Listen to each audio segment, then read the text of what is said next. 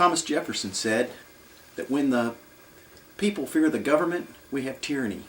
But when the government fears the people, we have liberty. I believe that the Constitution is a document of negative liberties that tells the government they can go this far, but no farther.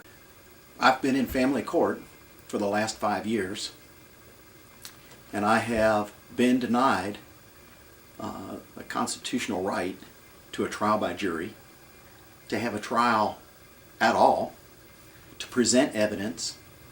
The judge, and who I believe now is his cohort in crime, Susan Meshler, have had ex parte hearings.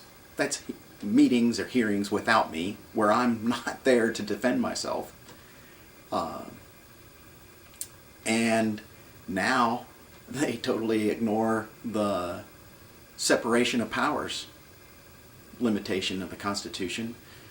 When Judge Myles appointed Susan Meshler as the guardian ad litem in my case, when there is no statutory provision for her to even be in a private action case. She admits there is no provision for her being in my case, and she says that if the court gets away with it long enough, that it becomes law, and that they're then allowed to do that. Well, that is a violation of the separation of powers, because the Constitution says that the judiciary cannot make laws. Only the legislative branch can do that. But now we don't need a legislative branch because we have John David Myles and Susan Meshler. That would help the economy because all those people can go home now. Well, I don't believe that. I hope you don't believe that.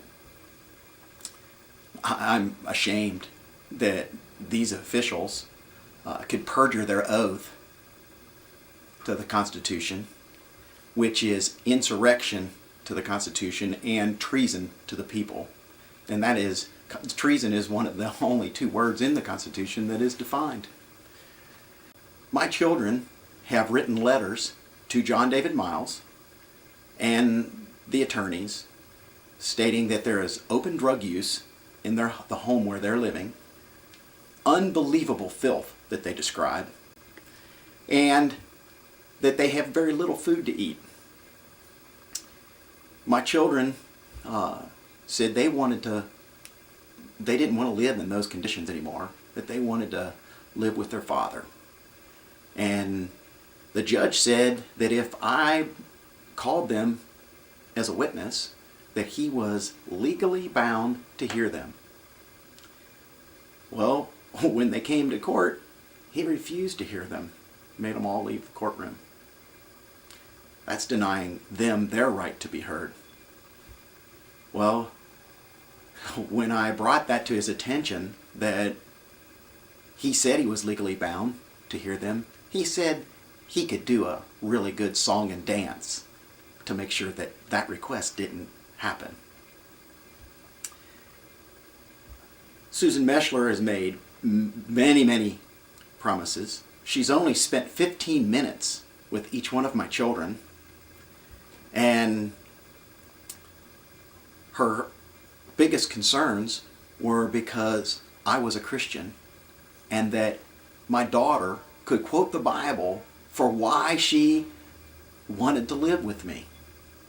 That really disturbed Susan Meshler.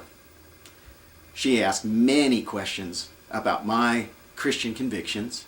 She asked, and Judge Myles has alluded to my faith many times too.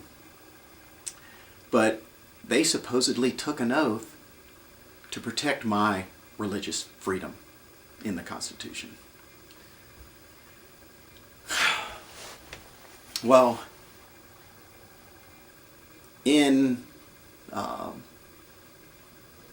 the supposed scam of a hearing for custody, when I objected throughout the hearing, Judge Myles assured me that I would have my time to be heard, that I would get my time to present my evidence.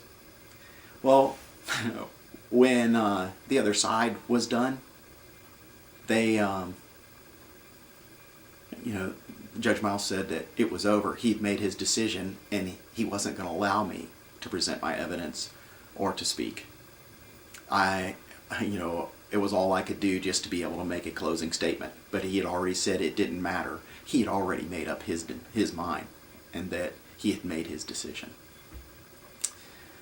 I don't know what country, under the guise of freedom, would say that was fair.